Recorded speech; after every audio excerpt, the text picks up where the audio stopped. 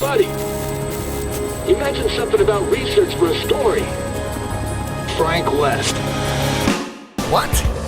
Did you just say zombies? Take a look out there. Those ain't zombies. What would you call them?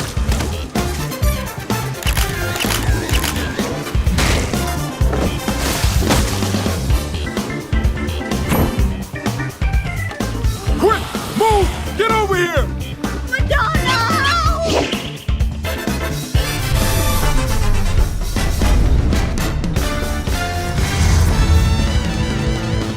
Welcome back to Retro Rebound. In today's video, we are going back, kind of, to Dead Rising. Today, we're talking about Dead Rising Deluxe Remaster. And I'm like you, where I saw this and thought, oh, they're just re-releasing Dead Rising for modern platforms, and that's it. Because back in 2016, we did get an HD re-release of Dead Rising. So this is the third time this game's coming around, and I was ready to ignore it, but when I looked at a trailer, I went, hold on.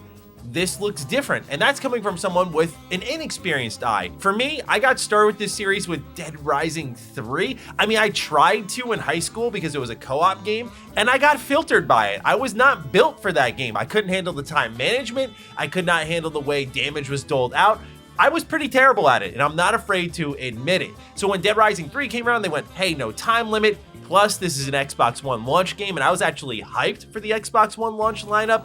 I was all over that, and that's where it really began and ended because I didn't even play Dead Rising 4 afterwards when the reviews came out, and they weren't that great. So too long didn't read is I noticed that this was kind of a remake, remaster, that sort of weird hybrid, like a Crisis Core reunion style experience where you're not exactly getting a full remake, but you're not also getting a traditional remaster. And so there was a lot here where this felt like a perfect drop-in point for me. Now, it is available physically on November 8th, which I think is important to note for this audience in particular, who is like me and enjoys to buy their games physically. But otherwise, digitally, Dead Rising Deluxe Remaster is out on September 19th. It's going for $50, and I've had this game for well over a week, and I've had a lot of time to play through, test out the new modes, and do effectively the deep dive I should have done many years ago on the Xbox 360, because unsurprisingly, Capcom had a hit here, and this remake remaster is pretty fantastic. So I've broken it down into three categories: things that have changed, things that probably should have changed but didn't,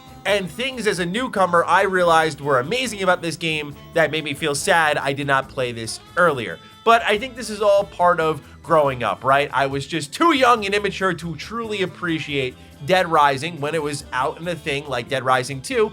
And so now here I am, nearing the age of 30, and I can handle a game like Dead Rising 1. Why do I say that? Things like time limits stress me out if it's not a game like Persona. So we'll talk about it, ladies and gentlemen. Welcome to another episode of Retro Rebound. If you're new here and you're into nostalgic, retrospective, or review content, consider subscribing. We have more reviews on the way. Let's begin with things that have changed. So after I did my first playthrough, which I epically failed at here in Dead Rising Deluxe Remaster, I fired up the copy here behind me to just kind of familiarize myself briefly with what the original experience was offering. I'm not going to act like a master of it because I am relatively new to the Dead Rising experience, but here's generally what has changed. I'm sure you've already noticed the visuals. This is powered by RE Engine, so things like character models are much better. That means you have better facial animations. It's also got more modern lighting, so that means it looks a lot better, not just on a resolution level and on a texture level, but the way areas are lit, I think, makes the whole game pop a lot more.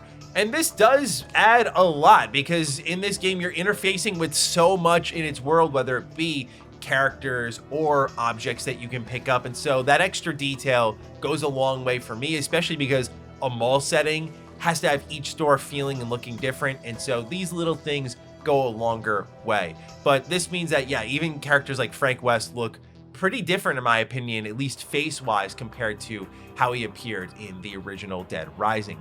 Other things that I think you will all really appreciate: improved controls. Firing up this 360 copy here was a tough one because they did an excellent job with the Deluxe Remaster of making these controls feel more modern, if you will. These are things like being able to just simply aim, where in the original you'd aim with the left thumbstick, which just That's some Resident Evil 6 style shooting, so I'm glad they figured that one out finally. When a zombie's jumping on you, you just have to mash a button to get off, a specific button at that, instead of wiggling the analog stick. Dodge rolling is much more responsive. Now, if you do prefer the classic controls, because Dead Rising is a highly replayable game and you may just have those more poor controls, if you will, grandfathered in, you can choose to play with those. But for me, as someone new stepping in, I felt they did a really good job modernizing the experience. Things like being able to aim and move at the same time is now a thing, so they did a really good job here making this feel like a modern release. I think the most important thing, based on what I was reading online, is this game being fully voiced, including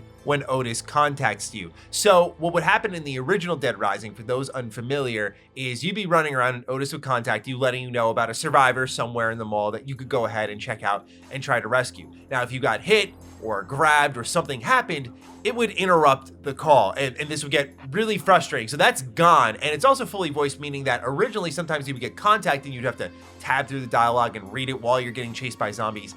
That's not a thing anymore. Since it's fully voiced, you can focus on what's around you and just listen to what Otis has to say, which is much, much better. This also goes into when you meet these survivors. Some of the things they have to say to you go on for longer than others. Some require more interactions than others, and there are times you're going to want to kind of tab through those quickly because you see the zombies are pulling up and you're like, hey, I get you're unsure about this, but we know the end result here is you're going to come with me. We're going to go back to the home base. So come on, let's go back to the security room. Let's go. And so you can tab through conversations a little quicker, which is also good for those of you who have played this game a ton of times. You don't have to wait through a lot of dialogue.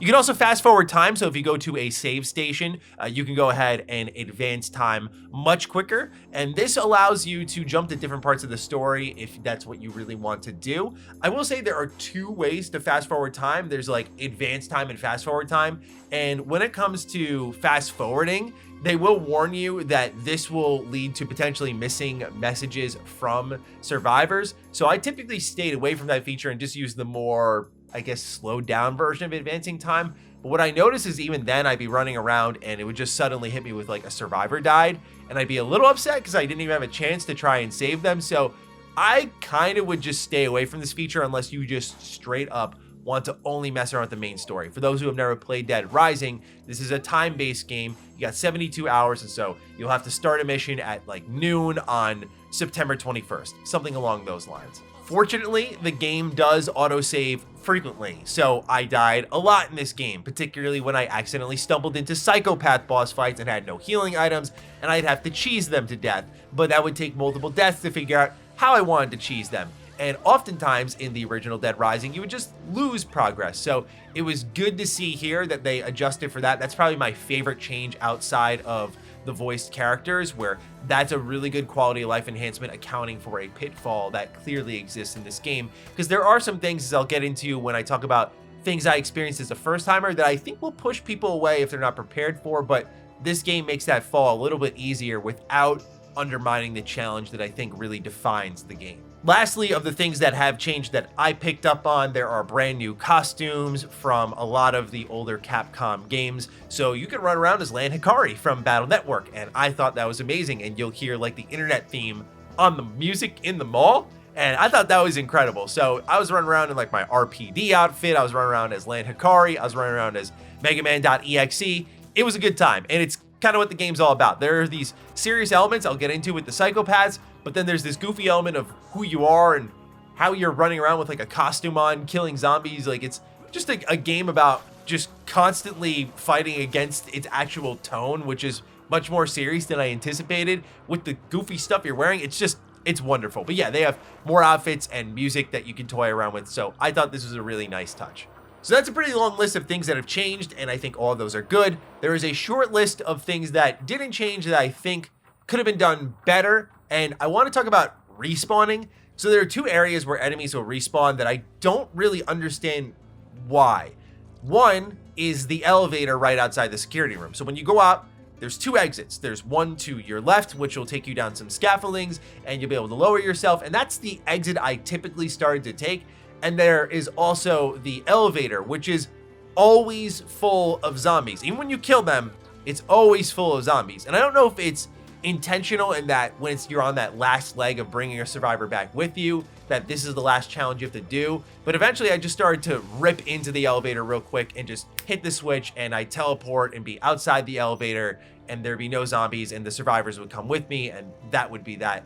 And that didn't feel that gratifying. Like, I get the point of the challenge and kind of the, I would say, archaic nature of the game. It all lives to serve the overall challenge of saving as many survivors as you can. But those enemies respawning, I just always felt like, okay, I'm just going to avoid that part of the map then and just exit, at least in a different manner. And then the other thing that really stood out to me was the prisoners respawning. So you have this park that's in the middle of the mall, and there are these prisoners riding around on a vehicle with like a machine gun on the back, and they can be really annoying when you're running around with your survivors. So that's part of the challenge, is like, okay, this is very inconvenient. I need to take these prisoners out somehow. So eventually I sit there and take the time to cheese them because I only had melee weapons. So I kept letting them drive into a pillar, which gets into my final point of a problem with this game, is the AI is pretty bad in boss fights. I think escorting survivors works totally fine. You can give them commands, tell them where to go, or just to follow you. Thanks. But I let the prisoners just crash into a pillar and kept hitting them with my machete. The snipers were also really easy to cheese, and I think sometimes that defeats the fun of the boss fights, which are surprisingly challenging, but the stories behind them are really what I think lift them up to a new level. My point being is, okay, I took the time to take out these psychopaths, they're gone, and then they respawn at the end of the day. And that's frustrating because not only have I spent resources, but time. And the main way I feel, and by the way, any Dead Rising experts out there can correct me, but the way I found was best to take them out with what I was equipped with, which was a lot of boss weapons that were melee, was to cheese them or to just outright avoid them. I felt like this should have been a one and done, and that was it. Once you take out the prisoners, they should probably stay dead because it's a reward for going out of my way to take out an annoying boss and make the to and fro with my survivors easier, because it's already admittedly difficult at times to navigate all of the zombies. So I feel like this was one part of the game that just felt a little out of touch with the quality of life enhancements. But overall, really not much else I needed them to touch up. Sometimes I didn't like that weapons would be one-on-one targeting. So if I was swinging a lead pipe and I wanted to hit 3 zombies in front of me, you would only hit 1 at a time and the game auto-targeted for you. There are weapons though that you would get, like the small chainsaw, which would then cleave through multiple enemies, and you see the power progression there and you understand the rules of the game. But I guess for me, born and raised, if you will, on Dead Rising 3, struggled to adjust back to that style of gameplay where the progression lied in the weapons and beating bosses and unlocking what they had, which allowed me to cleave through multiple zombies at once, was a little bit more rewarding of a loop than starting there in the first place. So yeah, things that changed, things that probably should have changed.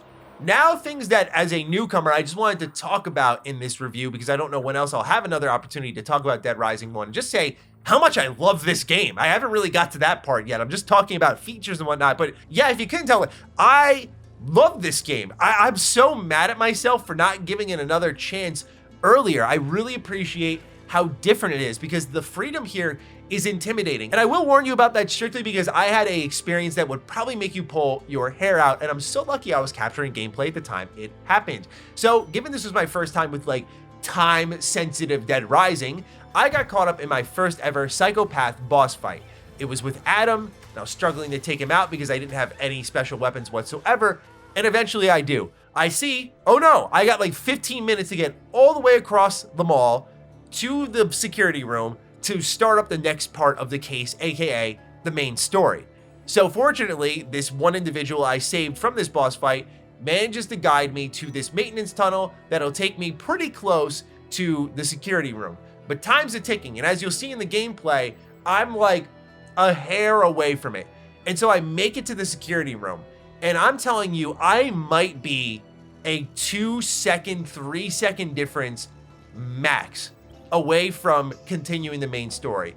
But no matter how many times I tried, I would dodge roll into the room, anything I would do just wouldn't work. I was just too late by maybe a fraction of a second. And that was extremely frustrating because in my eyes, I didn't really fail. I'm right there. And I even went to the length of checking, like, are there gameplay options to shut this off because I am right there.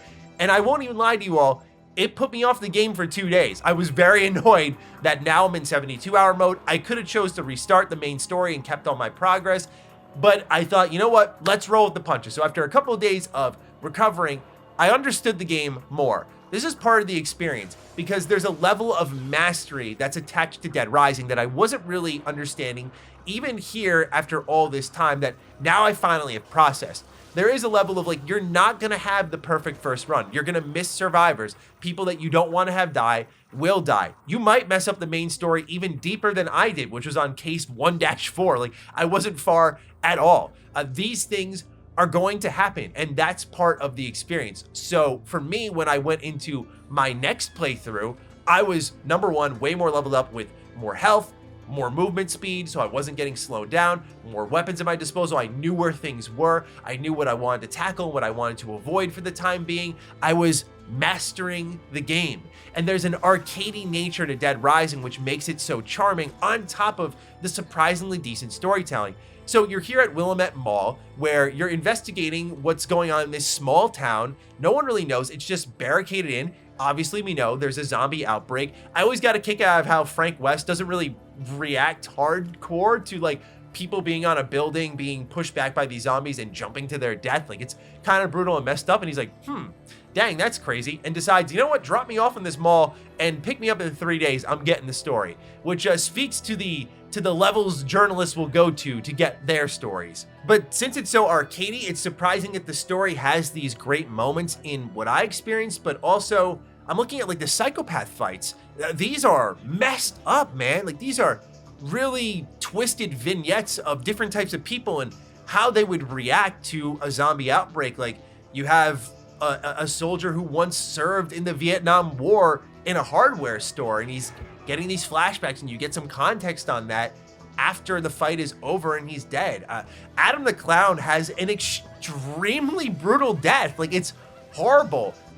There's really dark themes that are tackled, like, for example, with the larger cop that you run into in the jewelry store, I believe it is. Like, and it's comical because you have these very serious stories that I'm trying to dial into, and if I'm not wearing the right outfit, it pulls me right out of it because, again, I'll see these serious themes being tackled, and the camera will pan to me, and I'm sitting there with a giant Mega Man helmet on as I'm watching a cult leader, you know, worship this statue and lead a bunch of people in a mall to some sort of salvation. It's a ridiculous game in the best way possible. I'll quote my good friend Jake Baldino, a video game-ass video game. Like, it's the perfect definition of that. But it's extremely sandboxy, which makes it intimidating. Like, you can just straight up ignore or fail the story outright.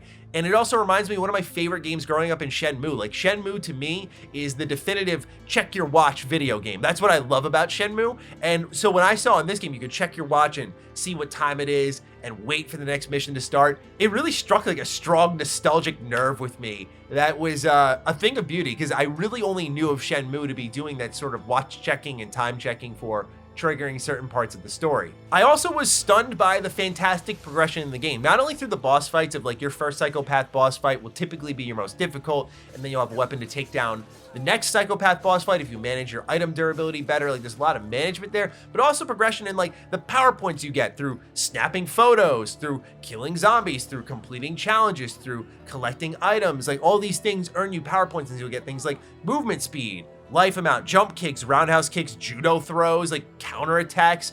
You'll be able to throw zombies. There's tons of crazy things that you can unlock in this game. And I was surprised by the moveset and how expansive it got and how much more capable I became. Specifically, I love the jump kick. Like, you'll just see me laying into zombies constantly. It's perfect just to clear them out. Like, oh, you're in the way and I don't want to use my weapon. I want to save on durability. Jump kick, boom, knock his ass down. Like, awesome stuff. And it's rich with content. Like, the 72-hour mode, you can just replay over and over and over because there is mastery to it. And then when you complete the story properly, like, there's overtime mode and then there's infinity mode. And there's a lot here. There's a lot of ways to play this game and continue to get more and more endings, more and more challenges to face. There's a lot here. Like, you can, quote, beat Dead Rising in the way I did, which took me about 8 hours without really advancing time. But then when you go back in, you're following the rules of the story and you have mastered things more. It could take about the same amount of time because you're really being more careful, because you're more alert and aware and informed. And then you go through the overtime mode, which feels very new. And so this game just continues to give. And it's a really content-rich package that I think nowadays it's as bite-sized as you want it to be, which is kind of cool for people. You just have to be okay with that sort of time management system there because there is really no turning that off. So yeah, if you couldn't tell, Dead Rising Deluxe Remaster, to me as a newcomer, is an easy buy. And for those of you who are looking for a more definitive version of Dead Rising, I do think this is it because of what I briefly experienced on the 360 version with the control changes, not getting interrupted for the voice memos. Like, these are just selling points unto themselves, where this really does make it the definitive version of Dead Rising. And so for me, it's been a beautiful first playthrough. It's one of my favorite games of the year. I might even have it in my top 10 games of the year, because I understand it's a little unfair, but I feel like there's enough changes under the hood to kind of justify it, but also just as a first time experience, like, this was brilliant. I'm just so upset that I missed out on the time sensitive Dead Rising experience, and it's made me want to really take a look at Dead Rising 2 later this year, but maybe I wait for a deluxe remaster of that. I don't know. But nonetheless, ladies and gentlemen, I leave it in your hands. Those are my thoughts on Dead Rising Deluxe Remaster. I look forward to hearing your thoughts down below. Take excellent care of yourselves, and I will see you in the next Retro Rebound. Peace out.